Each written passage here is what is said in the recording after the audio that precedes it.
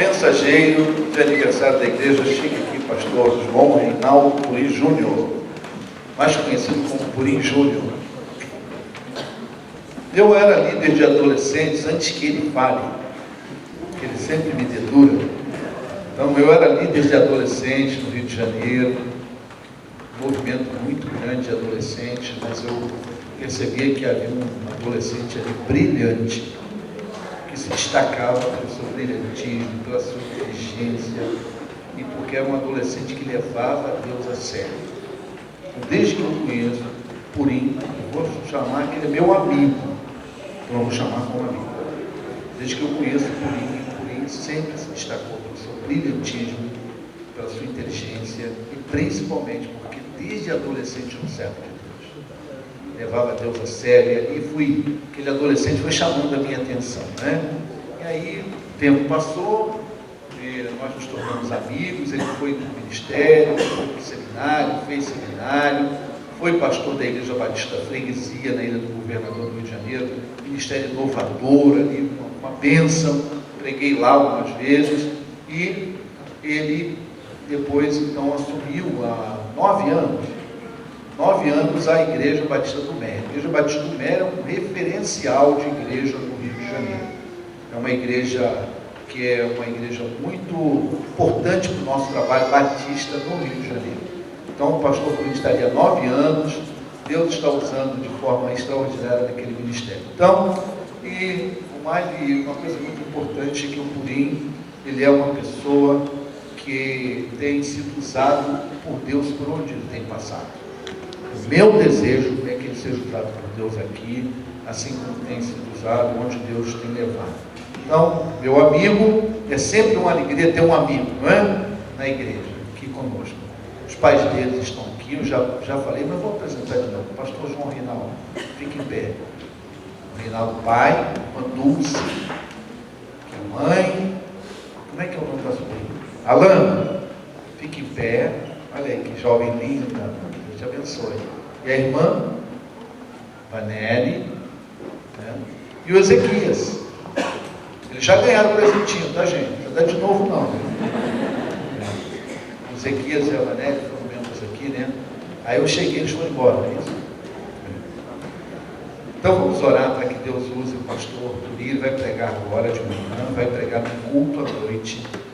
E vamos pedir que Deus use de forma muito especial agora. Senhor Deus, aqui está o teu servo. E nós temos a mais absoluta convicção que o Senhor o trouxe aqui. E que ele aqui, Senhor, é um instrumento. Ele é um servo. Ele é teu filho amado. Então usa aqui, Senhor, o teu filho Purim Júnior. O teu servo Purim Júnior. Usa-o aqui, o teu ministro da palavra, como instrumento nas tuas mãos. Em nome de Jesus. Amém. Obrigado, querido Walter. Meu amigo também, eu ia dizer exatamente o que ele disse. Ele foi meu líder de adolescentes, então façam as contas, eu tenho 45. E ele já era líder desse jeito, ele não mudou, o tempo não passa. Acho que ele ainda dá alguma coisinha para ele beber todo dia de manhã, à base de formal, porque ele não muda. Ele não muda. Não sei, mas então acho que ele já era adulto, bem adulto, quando eu já era adolescente. Isso aí já vão 30 anos, né? Mas ele realmente me abençoou muito como líder do nosso, a gente chamava de Departamento de Adolescentes da Convenção Batista Carioca. E estar aqui, os irmãos não têm noção da emoção, da alegria de poder participar dos 78 anos desta igreja. A minha adolescência, infância, sempre foi passando frio aqui com os irmãos, nas férias, tanto de julho e algum pouco de calor, às vezes, em janeiro, não é? Porque a gente sempre vinha aqui, ficar na casa da avó Virgínia, e a gente passeava de casa em casa, às vezes na casa do seu Carlinhos, da tia Sheila, e voltar aqui agora, nesta condição de celebrar com os irmãos 78 anos, é algo que soa em meu coração, na prática, como um presente de Deus, uma oportunidade que só amizades nos proporcionam como esta. Eu estava vendo aqui esse momento tão emocionante de ver os irmãos que começaram a história com 50, com 40, com 30 anos, chegou a 20, né, Val? Chegou aos 20, não é? Eu estava ali agradecendo a Deus porque a obra de Deus se faz com aqueles que começam mas a obra de Deus se mantém com aqueles que a continuam. E se os irmãos perceberam bem, isso é uma realidade em todas as igrejas. Ficaram muito mais pessoas sentadas com menos de 20 anos do que aquelas que vieram aqui. Isso significa renovação da obra de Deus. O nosso louvor por aqueles que mantiveram o legado diante da vontade de Deus. Mas a nossa gratidão é porque a obra de Deus continua se realizando. Há alguns anos atrás, foi em 2010, nossa igreja decidiu fazer uma avaliação de todo o ministério e tudo, e no formulário de avaliação havia o tempo de igreja. E nós constatamos naquela ocasião que mais de 70% da membresia da igreja tinha menos de 10 anos na igreja. Ou seja, houve uma renovação muito profunda na nossa igreja, que vai completar agora 98 anos de vida. E isso mostra algo muito precioso na obra de Deus. Deus mantém a sua obra em pé, Deus mantém a sua obra acontecendo, Deus mantém a sua obra renovada. E ver os irmãos aqui tão alegres, animados com tudo que Deus está fazendo, e como bem colocou o pastor Valdo, não só cuidando de paredes, mas especialmente, principalmente cuidando de vidas e de corações, procurando seguir a Jesus. E justamente foi o que Deus, creio, colocou em meu coração para compartilhar com vocês esta manhã, o desafio de andar com Jesus, quando muitas vezes as circunstâncias não nos são favoráveis, e quando nós também temos a oportunidade de experimentar o impossível aos nossos olhos, tornando-se possível diante da glória e do poder de Deus. E eu quero então, já que o pastor Valdo roubou muito do meu tempo hoje, eu quero andar e correr, para não perder a oportunidade, mas já me disseram ali que é dia de festa, que eu posso ir, tem almoço servido aqui na igreja, os irmãos vão, é isso mesmo? Vamos estar por aqui? Então, vamos ficar tranquilos. Lucas capítulo 24, eu quero compartilhar com os irmãos a narrativa do evangelista Lucas, quando ele fala de 2 discípulos, dos quais não temos o nome, mas apenas sabemos um deles, né, que tiveram uma experiência que os marcou para toda a vida. Eles estiveram com Cristo ressurreto, e como isso transformou a caminhada deles. Os irmãos estão há poucos dias de iniciarem um desafio de 40 dias seguindo a Jesus. E esses homens tiveram a oportunidade de andar ao lado de Jesus, mesmo que antes não o conhecessem, mas em determinado momento foi-lhes revelado quem ele era.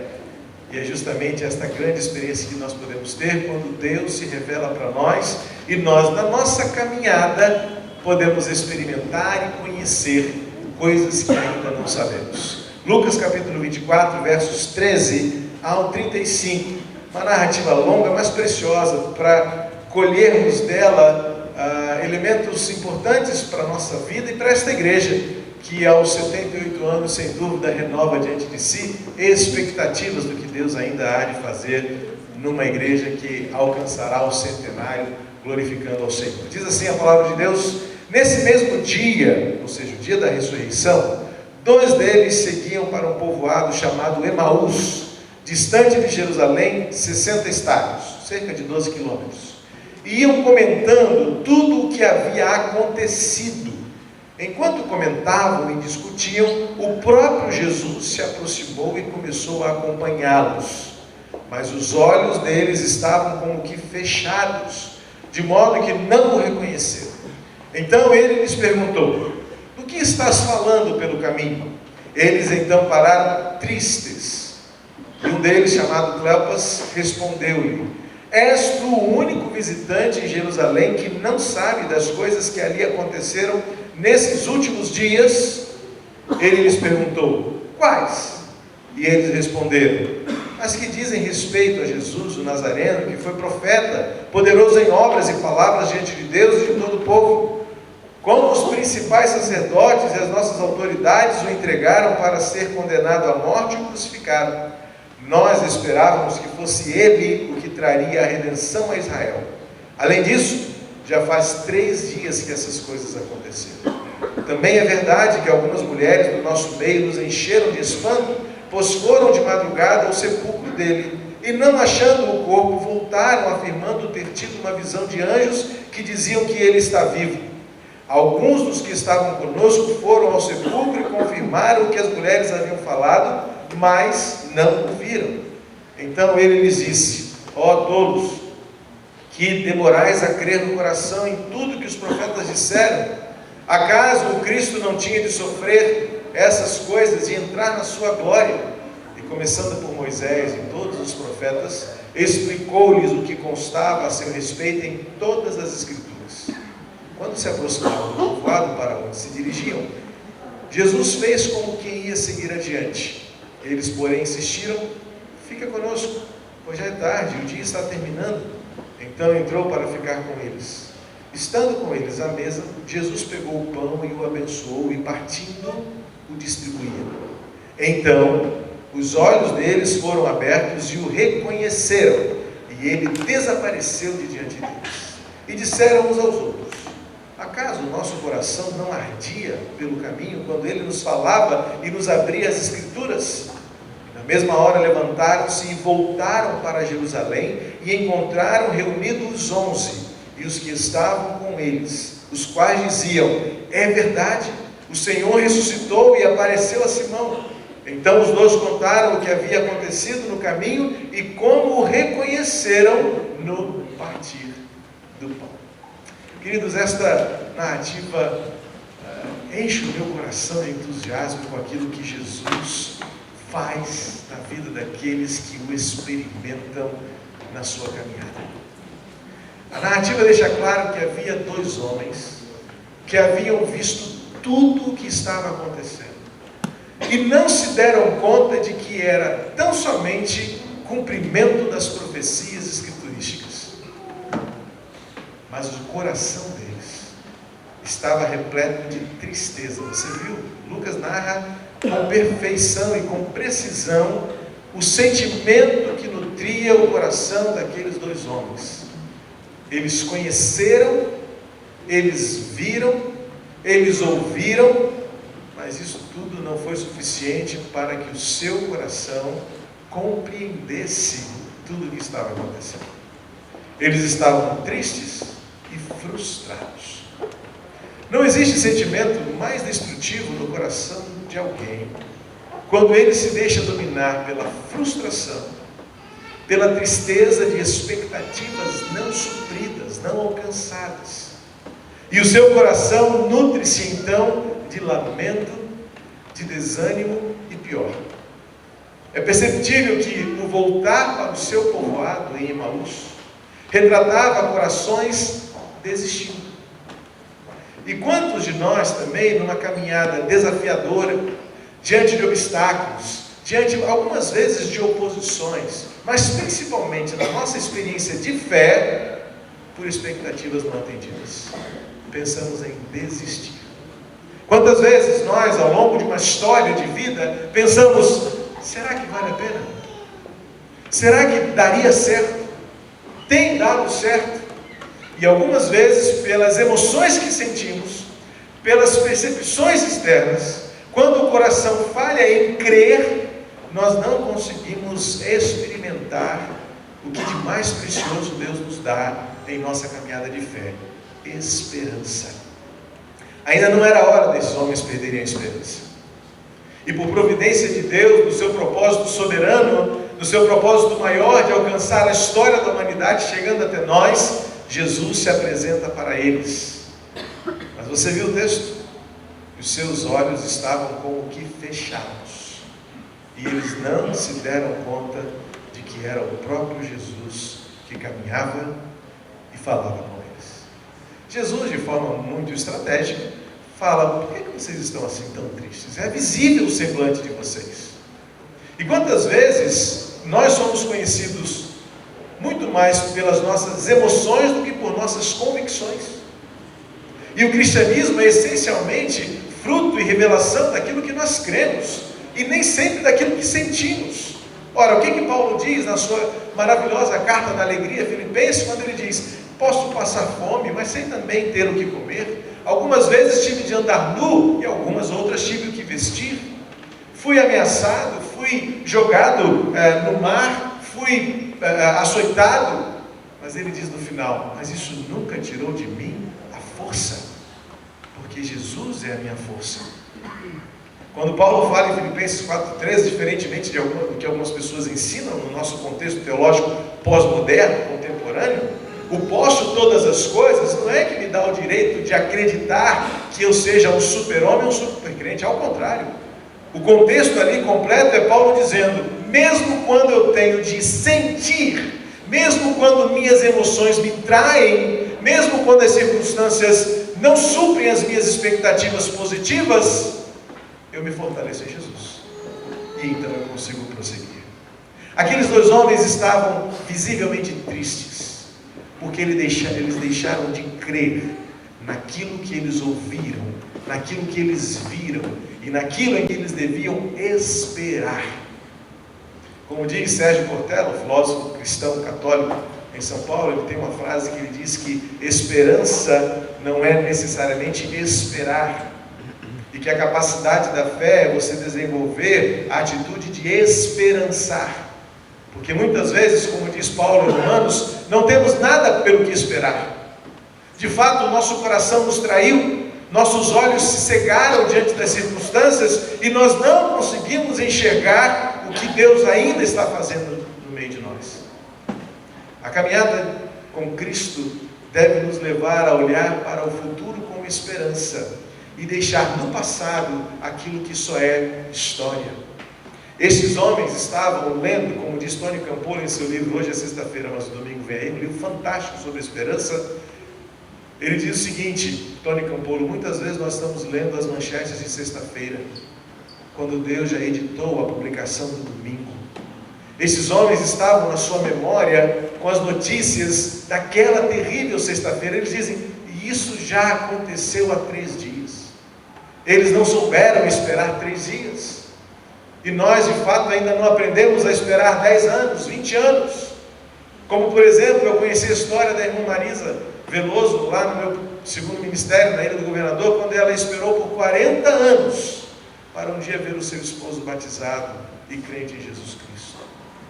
Esta história desses dois homens nos fazem ver que quando nos apegamos às notícias que fazem parte apenas das páginas da história, isso não nos permite perceber o que Deus está fazendo no presente e esperar por aquilo que Ele prometeu e fará no futuro.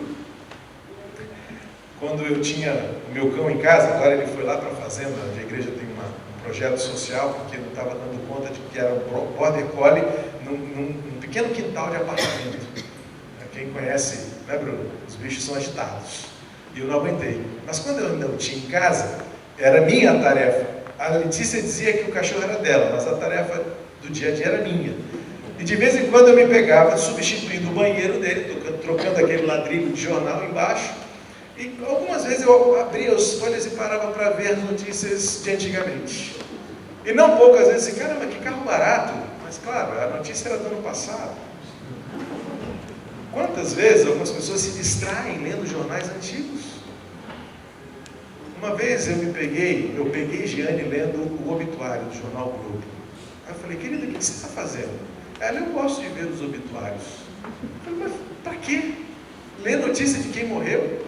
Ela disse, não, é porque eu gosto de perceber, porque aí algumas coisas, de certa forma, sábias, assim, eu gosto de perceber como tem pessoas que morrem sem deixar saudade, e outras que, alguns até têm o disparate de pagar uma fortuna para colocar uma pequena homenagem no jornal. Um belo dia estávamos sentados no jornal no domingo, a sala, vendo, e ela falou assim, Dona Fani morreu. Eu falei assim, quem é Dona Fani morreu?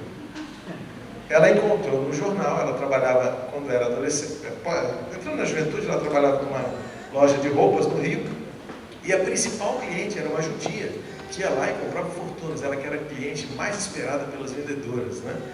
E ela então era conhecida por nome e sobrenome, e um dia esta mulher morreu, e a minha esposa, acho que 6 anos depois, viu no obituário e falou assim, Dona Fani morreu. Eu disse, e que isso mudou na sua história? Ela disse, não, é só curiosidade mesmo. Eu falei, vira isso, tem notícia boa para você ver, larga o obituário para lá. Mas a verdade é que esses homens estavam diante de si com um obituário. Eles estavam apegados a uma frustração. E quando nós nos apegamos às nossas frustrações, quando nós nos apegamos às nossas tristezas, Os nossos olhos se cegam diante da presença gloriosa e constante de Jesus em nossa caminhada. Andar com Jesus é deixar para trás as coisas que ficaram e crer que Ele continua andando conosco, mesmo que nós ainda não o vejamos. Gosto de perceber um detalhe. Josué capítulo 3, versículo 5. Josué convoca o povo antes de atravessar o Jordão e definitivamente com a nova geração do povo de Deus tomar a terra prometida. Isso é uma coisa importante também no nosso aprendizado. Algumas vezes Deus espera passar uma geração para que somente a próxima veja a consecução dos planos de Deus. Por isso é necessário ter fé e esperança nas promessas de Deus. Josué então reúne aquela turma, daquela primeira geração, só ele e Caleb, lembram? Nem Moisés. E Josué reúne o povo e fala assim: santifiquem-se, porque amanhã o Senhor fará maravilha no meio de vocês. Sabe por que essa ordem de santifiquem-se, porque o Senhor fará maravilha no meio de vocês? Se a gente vai para Hebreus capítulo 12, versículo 14, o escritor aos Hebreus diz assim: sem santidade ninguém verá o Senhor. Junta os dois textos e vê se faz algum sentido para você. Josué fala para o povo o seguinte: santifiquem-se porque amanhã o Senhor fará. Tem alguma dúvida de que Deus fará nessa afirmação? Não. Por que a santificação então? Porque muitas vezes Deus está fazendo e nós não estamos vendo. Porque falta-nos intimidade, comunhão, confiança, esperança, visão espiritual. Por quê? Porque nós estamos apegados à melancolia, apegados às frustrações, apegados às tristezas, apegados às notícias do que já passou. E enquanto nós não deixarmos para trás o que de fato já ficou, e crermos que o Senhor continua fazendo, andando conosco, nós não perceberemos Deus andando conosco. Já que os irmãos estão dispostos a por 40 dias seguir a Jesus, santifiquem-se também, para que vocês não deixem de perceber o que Deus já está fazendo e continuará fazendo neste caminho, enquanto vocês ainda estão indo para Emaús. Porque esse texto termina de uma forma fabulosa. E por enquanto, ir para Emaús é transitório. Por enquanto, ir para Emaús é temporário. Andar com Cristo, além de ser deixar para trás aquilo que ficou, é também aprender a perceber a presença de Jesus nas experiências mais simples e glorificá-lo por isso. É fascinante perceber que eles andaram 12 quilômetros com Jesus e não se deram conta de que era aquele homem ressurreto ao lado deles. Chega no povoado, Jesus faz que vai continuar, meio que como um teste, né? E agora, vamos ver a fé deles? E eles dizem assim: fica conosco, já é tarde. Eles decidiram acolher um estranho. Para eles ainda um estranho.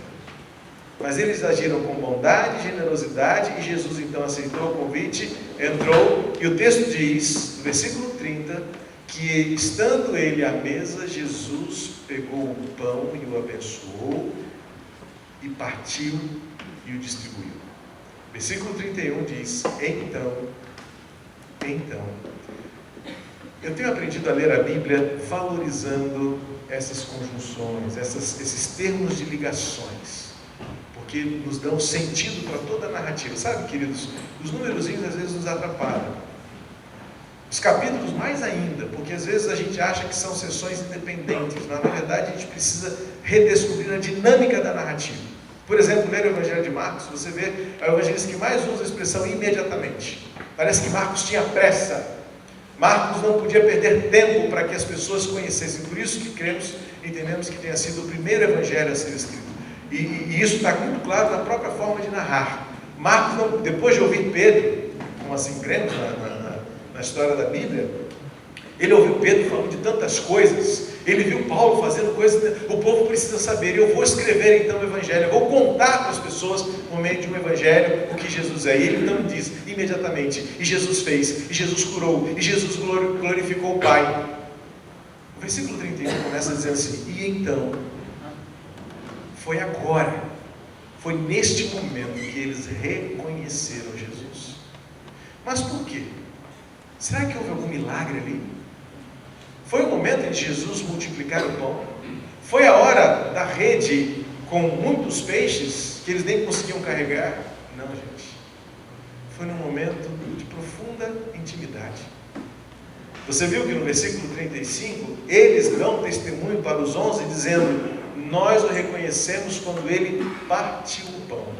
Eu não sei como, mas tinha alguma coisa de especial quando Jesus fazia as coisas mais simples da vida. Partir o pão. Você consegue perceber a beleza desta poesia?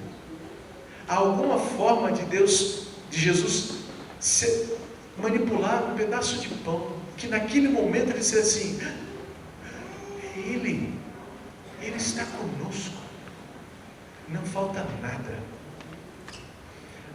Nós temos, nos nossos dias, uma geração de crentes que está à procura de fenômenos, de pirotecnias.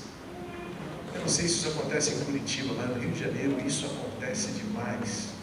As igrejas da moda, os painéis luminosos, as campanhas de televisão fazem com que as pessoas estão indo onde tem um grande pregador, a multidão reunida, a oração fervorosa.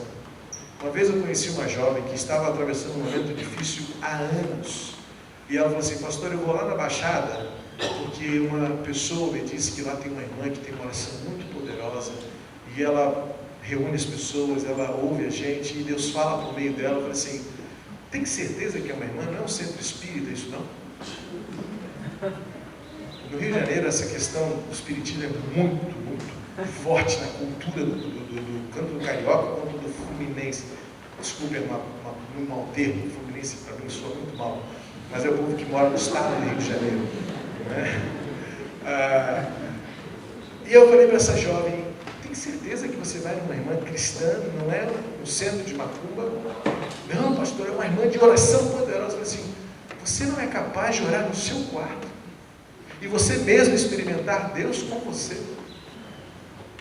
Nós vivemos uma geração de cristãos que estão à procura dos fenômenos, e o que nós encontramos nos evangelhos que narram a história de Jesus é que ele escolhia as situações mais simples do cotidiano, os momentos de mais intimidade, para revelar-se.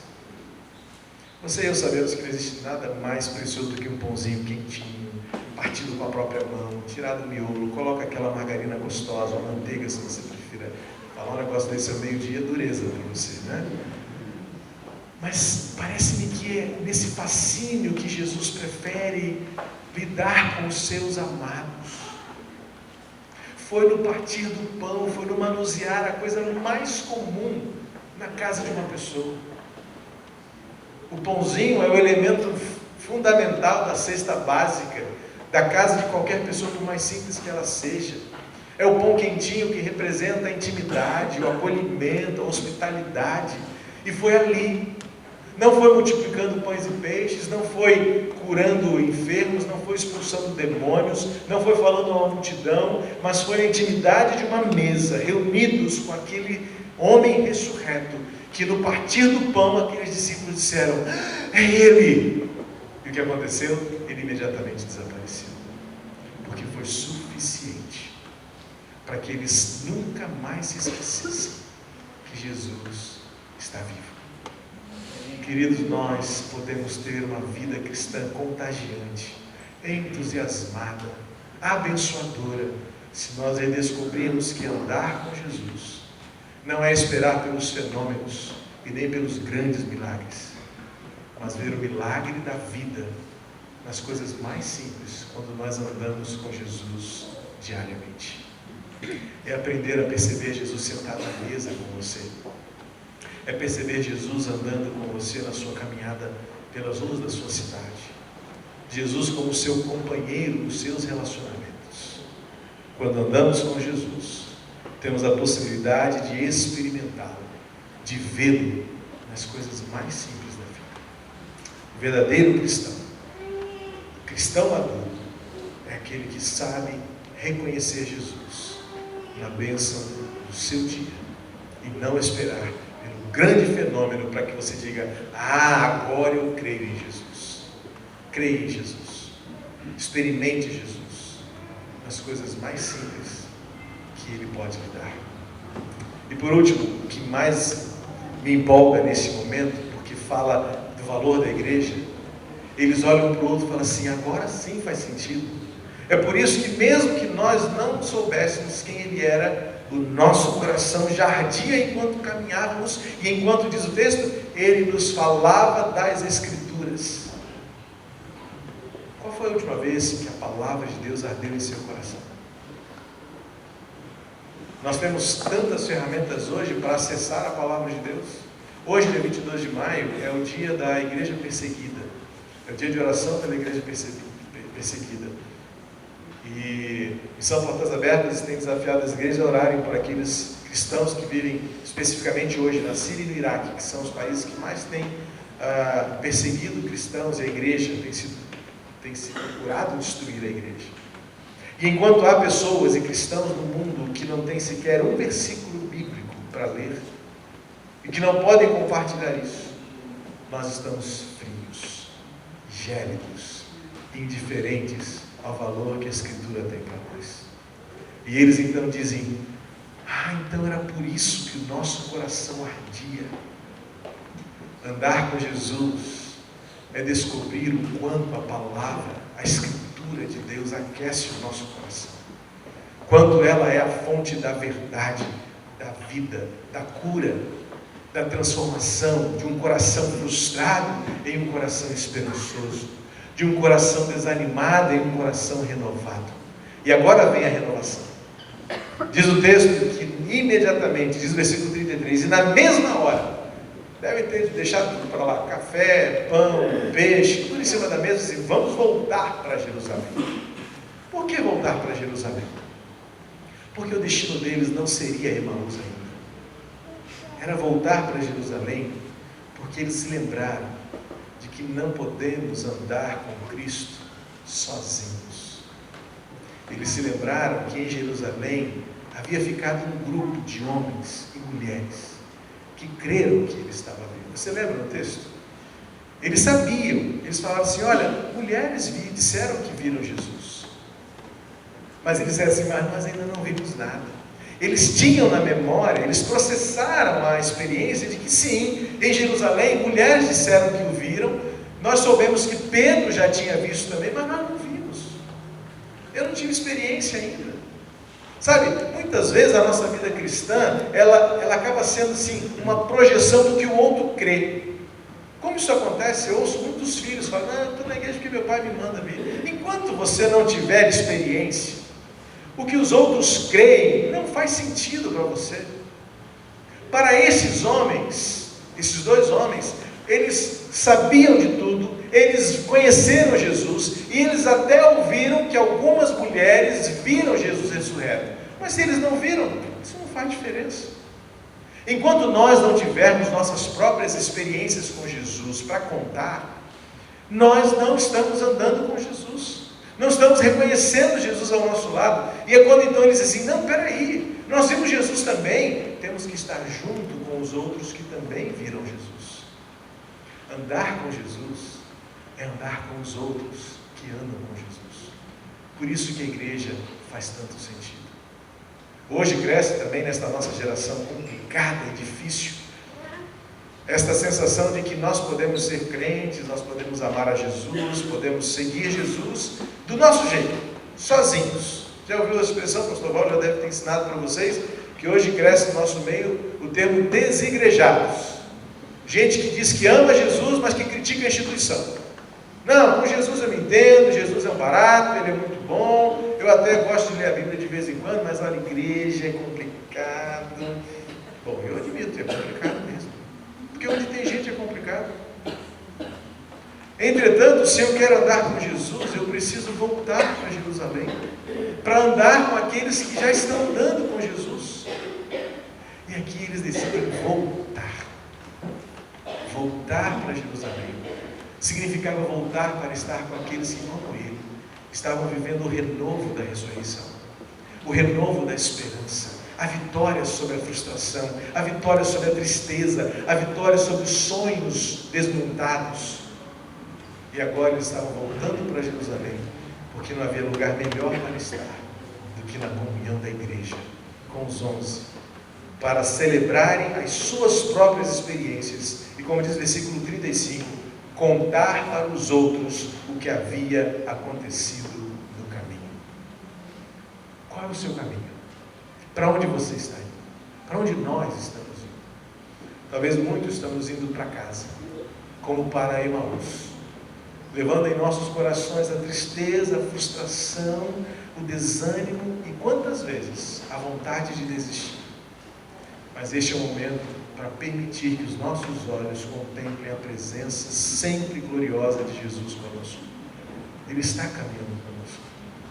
É hora de nos deixarmos ver Deus agindo nas coisas mais simples e perceber Jesus partindo o pão entre nós e reconhecer a sua obra.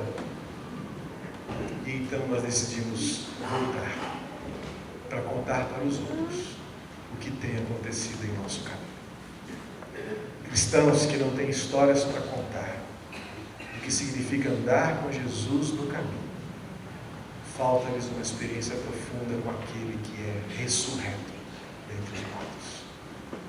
Meu desafio para esta igreja, aos seus 78 anos de vida, vida pujante, vida gloriosa, vida de vitória, como já foi tanto falado aqui, é que andar com Jesus é deixar para trás as frustrações e tristezas que nos levam para Emaús, o lugar de desistir. Mas percebemos a presença de Jesus conosco, temos a experiência com Ele nas coisas mais simples da nossa fé, mas tão preciosas porque nos fazem ver a glória de Deus entre nós. E por último, viver em comunhão com a igreja, estar com aqueles que também andam com Jesus. Se você quer andar com Jesus, ande com aqueles que já estão andando com Jesus. Isso é discipulado. Isto é seguir a Cristo. Andar com aqueles que andam com Cristo. Você pode abaixar sua cabeça, fechar os seus olhos e reconhecer, neste momento, primeiro um tempo de confissão. Um tempo de abrir o seu coração para dizer: Senhor, quantas vezes eu tenho tomado o caminho de Emaús na minha vida? Quantas vezes eu estou deixando Jerusalém, porque na verdade é o meu coração, é a minha frustração, é o meu desânimo. E quantas vezes eu já tenho sido tentado a desistir de tudo e de todos. Confesse isso. E depois de confessar, prepare o seu coração para perceber quem nunca deixou de agir. Ele está vivo. As Escrituras se cumprem. A palavra é verdadeira. E o que outros já viram, você também pode ver. Aqueles dois homens sabiam que mulheres disseram que viram a Jesus ressurreto. Chegou até eles a história de que Pedro foi vê-lo e encontrou o sepulcro vazio, viu apenas lenços e lençóis sobre a tumba. E era hora de eles também terem suas próprias experiências. Não pelo que os outros viram, mas pelo que eu posso ver também. E então, numa mesa de comunhão, num partir do pão, num gestual de Jesus, ou seja, um jeito dele fazer as coisas, seus olhos se abrem para glorificar e dizer: é Ele está comigo, Ele está nesta caminhada, eu não caminho sozinho, e é por isso que eu preciso voltar para Jerusalém. É o lugar do recomeço, é o lugar de prosseguir. Emaús não por enquanto, talvez sim depois, porque certamente esses caminhantes para Emaús tiveram de voltar ao seu povoado para dizer para eles: olha, nós conhecemos Jesus, mas por hora era o momento de fortalecer a fé, era o momento do ajuntamento, era o momento da comunhão como igreja, era o momento da orientação do Espírito Santo, era a hora de chegar ao Pentecostes do livro de Atos, para que depois então eles voltassem para as suas terras e proclamassem quem é Jesus. Mas por hora era apenas um momento de estar junto. Vamos para Jerusalém. Porque se queremos andar com Jesus, precisamos andar com aqueles que já estão andando com Jesus. Isso é ser igreja. É a glória do discipulado com Cristo. Seguir a Jesus é, portanto, andar com outros que, como eu, queremos andar com Ele. Pai querido, em nome de Jesus, muito obrigado, porque enquanto caminhamos por estradas que nos movem pela frustração, que nos movem pela tristeza, que nos movem pelo cansaço e que até nos tendem a levar ao desânimo e a desistir, o Senhor se apresenta, se revela ao nosso lado. O Senhor traz à memória a Tua palavra e nos aquece com a Tua Escritura. E quando então entramos contigo no nosso quarto, no nosso aposento, e quando nos sentamos à mesa contigo, o Senhor te revelas no partir do pão, na comunhão, no Teu gestual. O Senhor te revelas e nós então te reconhecemos. Revela-te a nós, Senhor. Revela-te a cada um aqui. Para que, enquanto caminhamos para Emaús, tenhamos o nosso coração ardendo pela Tua palavra, renovados em esperança, em confiança de que o Senhor estás conosco. E leva-nos de volta para Jerusalém.